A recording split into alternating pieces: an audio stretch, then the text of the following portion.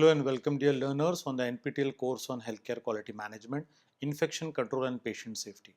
In continuation with the Module 2, we will be emphasizing more on the leadership for improving patient safety. In the previous chapter, we have seen the importance of establishing a leadership.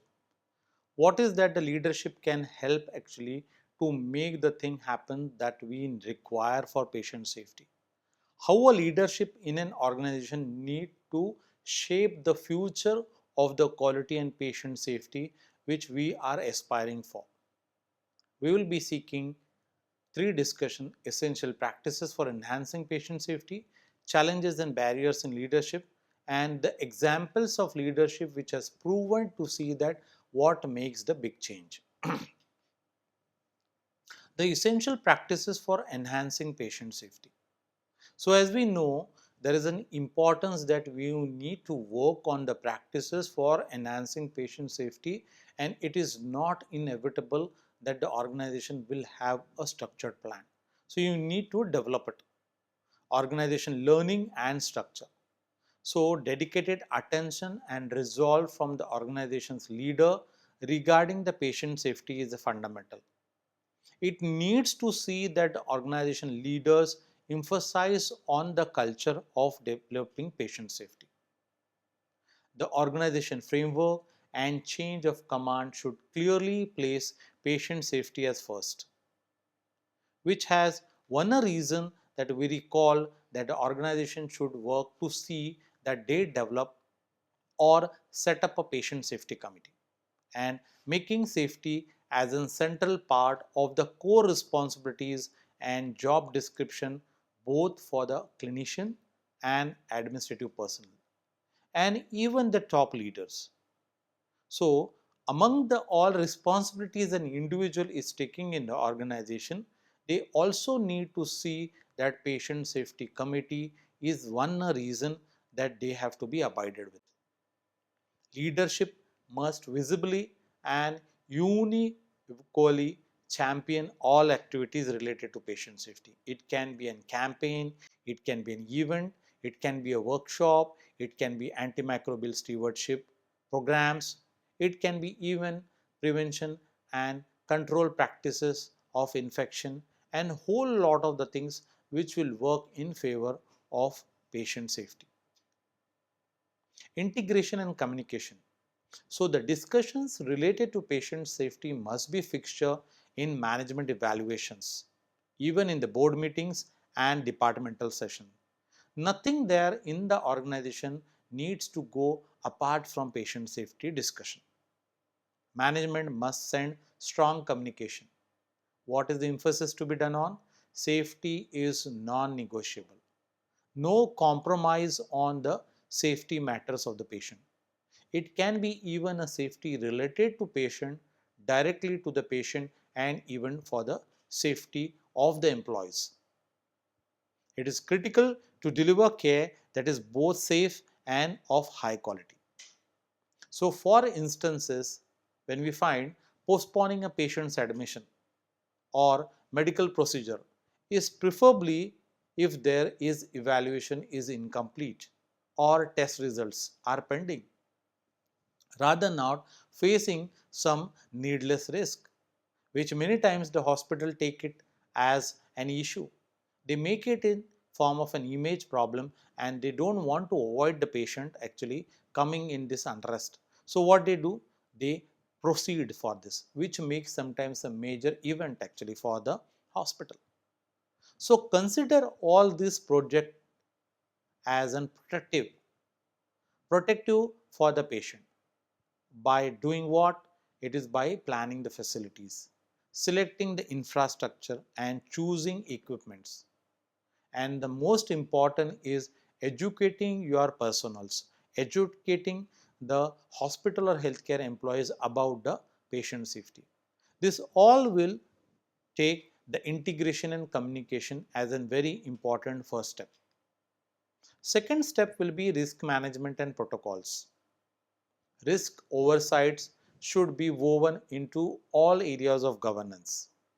That's where we can say clinical governance is very important to work on the parts of patient safety. encompassing the clinical dangers, environmental hazards that can come, and even building concerns related to that. Create and enforce detailed procedures for every aspect of patient safety. It should include specific safety objectives which are needed, and for particular organizations who are facing more load need to emphasize on that. Sometimes your organization might have faced some serious issues, and with that your hospital's image might have a major problem. So you need to include patients also, patients' families also in the safety efforts. What does it really gives? It gives an issue of clarity. It gives the issue of transparency, and both in governance decisions and directly in their care settings. You will get a major benefit of that, particularly for patient satisfaction. And ultimately, patient satisfaction will lead to employee satisfaction.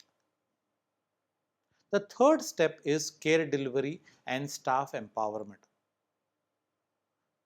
Through care categorization and working on care strategy, which is very crucial, and this will predict the potential issues. Conducting a practice drills when feasible and train staff to prevent unsafe behavior. What it will respond to? It will respond swiftly to problems. It will guarantee safe staffing levels by maintaining the correct number of employees with the necessary expertise, and you will get the right people actually for doing the right thing. Provide regular safety updates to the staff. The staff needs to get everything as an update rather not with a stolen information they should rely on. Organize awareness campaigns and events to boost knowledge and participation. The safety must be achieved through collective work of all staff and not an effort by a single person. A structured approach is vital. Frontline staff must not accept deviations from the established guidelines. If though they encounter some issues that though there is a deviation, they need to say that it is no to proceed. They must feel empowered to voice concerns. They need not to be stopped by the higher authority. They need to take control when they observe procedural lapses. They need to identify a practice actually to puts them that they can voice to the procedural lapses. Make the use maximum of checklist and make it mandatory at crucial junctures very importantly. Then comes the next step as accountability and reporting. And whom to report, who to report, and why to report. These are the major times we find the questions are coming as. Doctors and nurses are expected to take full accountability for patient safety within their respective units. These are the two important players in the hospital whom major issues will be reported, or sometimes they will be visibly seeing it, this issue is happening. For example, the surgeon and the anesthetist must both ensure the timeout procedure is followed for every patient. The reason is it will give major concerns to reduce the patient safety issue. Every staff member should feel free to articulate any concerns they identify. They can put it in a form of an information, they can put it in a form of an subjective opinion. Promote openness by establishing system for reporting harmful events, which is one which is helping actually the entire team to work with safety. Assess the fallout of each of the harmful occurrences, what you have encountered, what your patient has seen, and sometimes what is being reported by your staff. Taking into account financial cost, reputation impact, degree of patient harm, and potential legal expenses, that sometimes it is very important that you may face all the four separately or sometimes collectively also. To avoid all this, you may find the hospital needs to foster the culture of patient safety. Ensure that both corrective and preventive measures are put into following incidents. You may find many times the hospital usually comes with corrective measures. They work when the incident happens, or sometimes they report, they investigate, and it takes so much of time. But rather not making effort that preventive measures along with corrective are both equally very important. Or sometimes preventive measures, if you are taking, it doesn't require even to go for any corrective measures. Even if at all it happens, you can review the performance and you can set goals for the enhancement of this part. The next step comes as motivation and external validation, which is very, very important, that you need to have a sense of understanding, a support from the organization, and even when you have achieved best, you need to get an achievements for that. Commend minor achievements to maintain staff morale. Establish rewards and recognition schemes, which will encourage an employee to work more better on that, which will help the employee actually that his voice are listened. It will help actually to see that the employee makes more better patient safety outcomes. The employee should work towards the hospital accreditation, as most of the accrediting body place a strong emphasis on safety and risk management.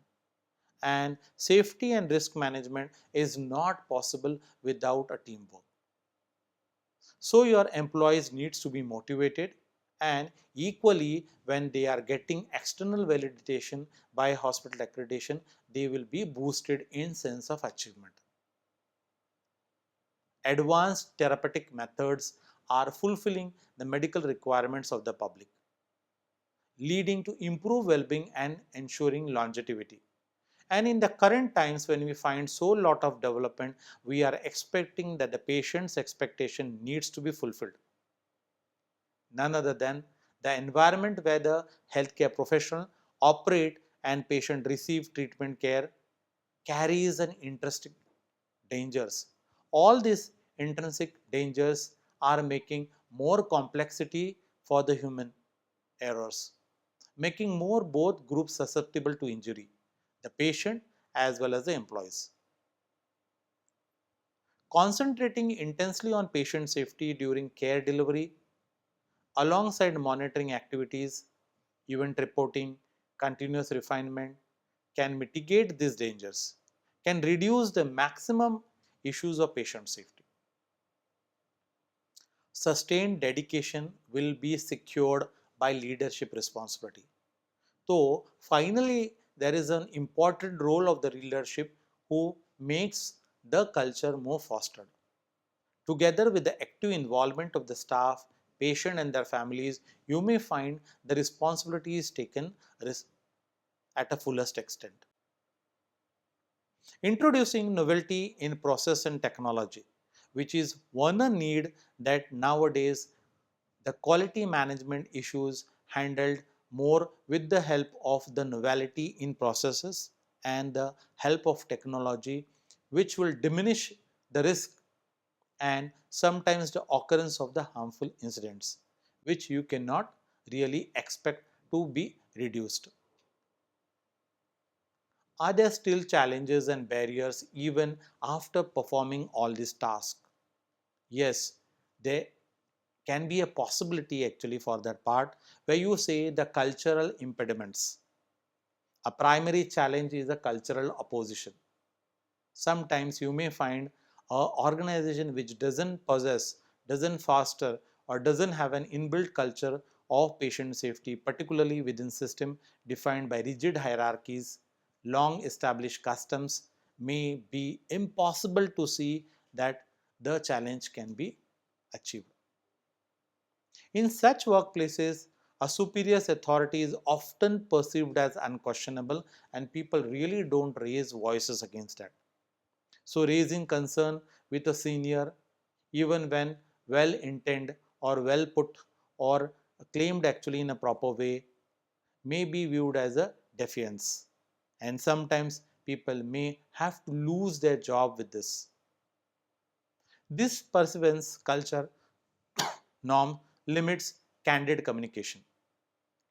It erodes psychological safety and consequently jeopardizes the quality of patient care. Resource constraints.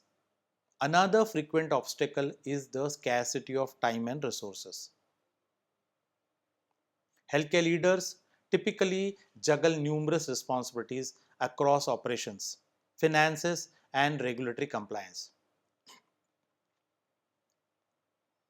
The intense daily demands of managing budgets, staffing roads, and adherence to rules can make it difficult to prioritize relationship building or providing emotional backing to employees. Nevertheless, supportive leadership is most needed during this important period of high pressure. Without intentional action, this approach risks remain a concept rather than a functional reality, where resource constraints are very important to be seen as. What is the policy conflict?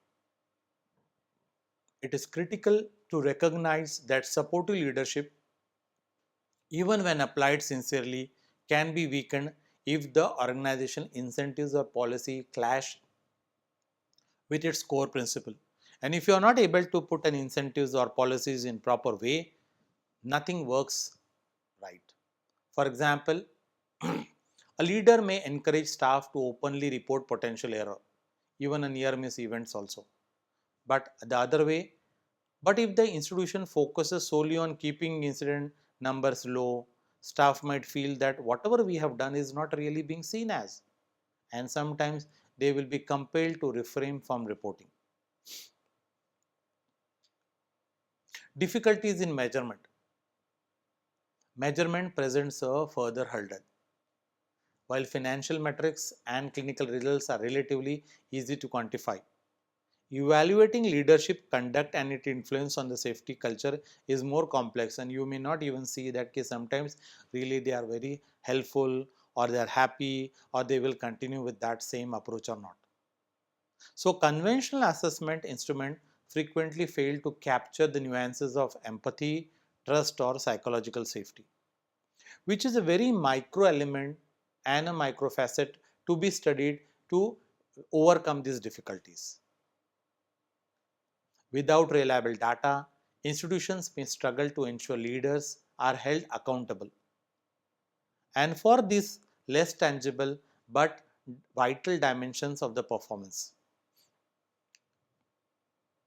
Then comes the structural limitation. Finally, supportive leadership cannot rectify fundamental structural problems.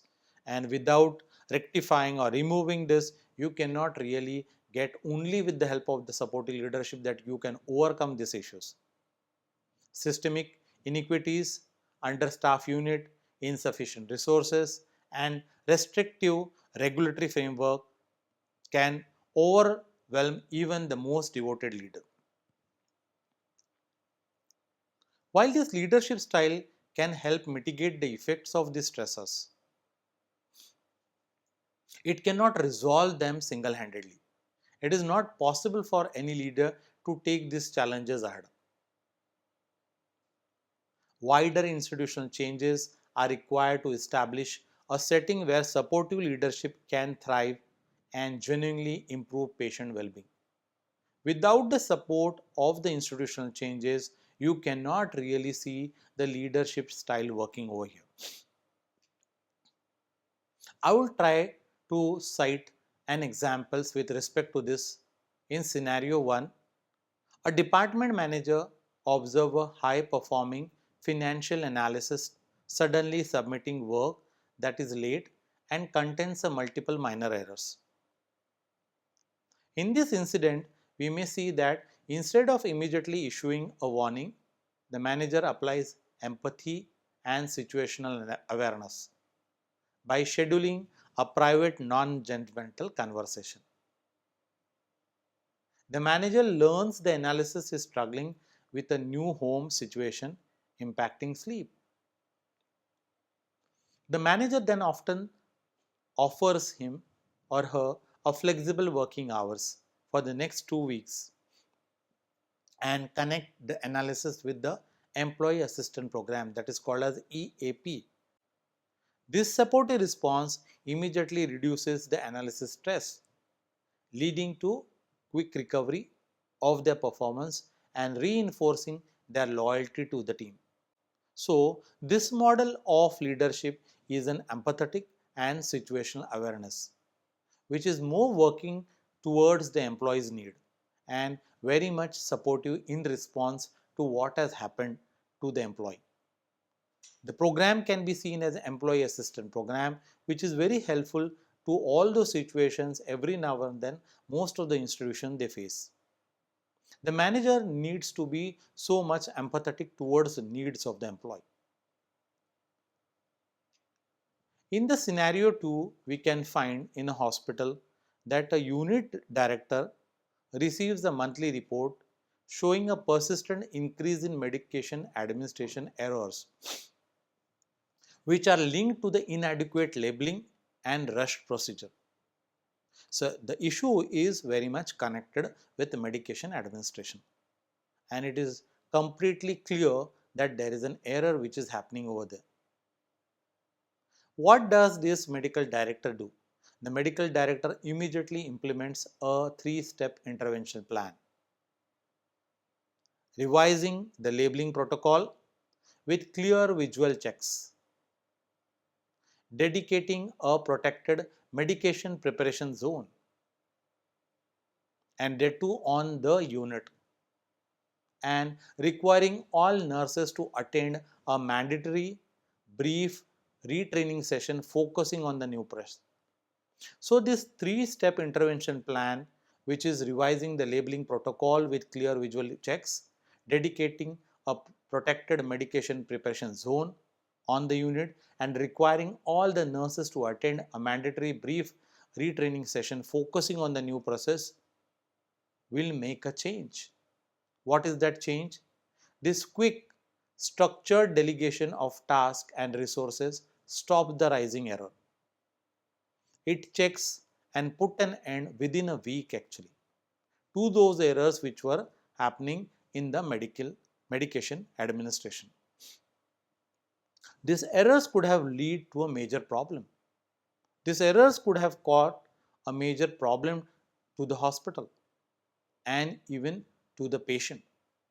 Improving the patient safety outcome, this was a need that the hospital unit director has taken.